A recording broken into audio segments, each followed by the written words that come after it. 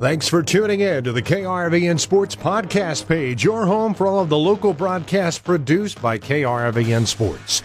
This page and the playback is brought to you by Hoegemeyer Hybrids, raising the bar on yield performance.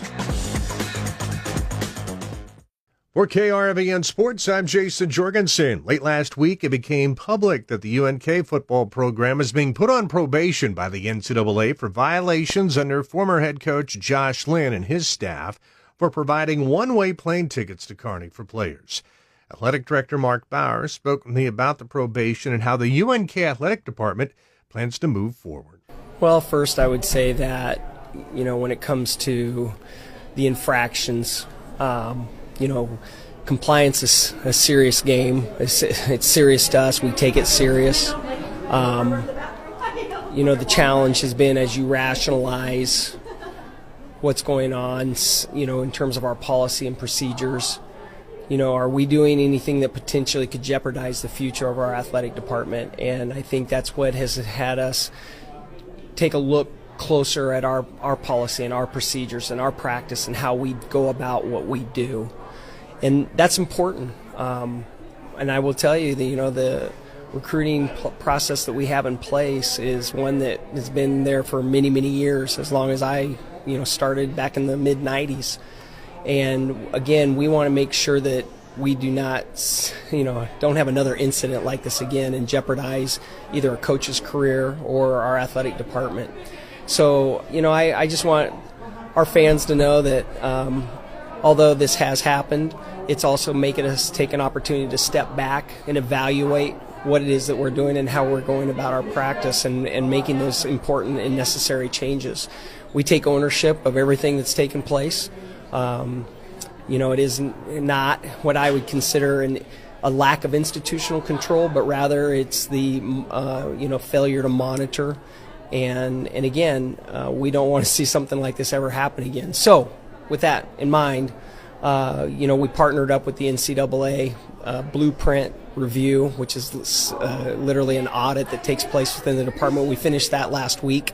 And within the next 3 weeks, we'll have a report, but it was an opportunity for a vendor, a past employee of the NCAA enforcement that came in and conducted this audit, not just within the department internally, but also across campus and the entities that are involved with compliance with us, whether it's recruiting or scholarships or whatever it might be.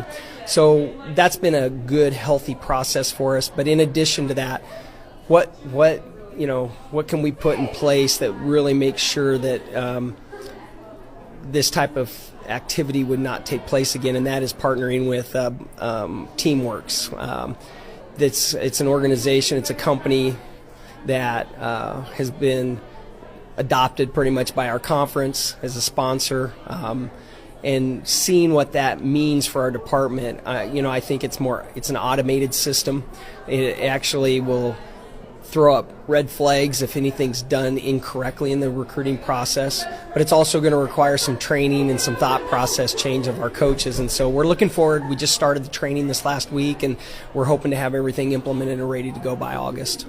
When you found out this happened and infractions did happen, did you have any sense or gauge on what the punishment would be? To a lot of people, it seems a little steep, but I don't know how much you can comment on that. But with everything going on in NCAA football and in an NCAA sports, it just seems different. It was an interesting process to go through, to say the least. I mean, obviously it was a lot of work with legal counsel, but understanding the process that NCAA goes through with the NCAA enforcement, it was more of once we were notified that we potentially had some type of infraction, we immediately complied with the NCAA, letting them know that, hey, we need to know what you need so that you can investigate and run a thorough investigation. And as we dug into records and to the documentation of these, we discovered the 6 different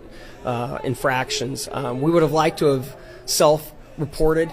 Obviously, this was something that was done at another institution, and they notified the NCAA that potentially something could have happened here. We didn't know what to think, obviously, in terms of what the enforcement was going to do, but we had to come up with what they considered a negotiated resolution.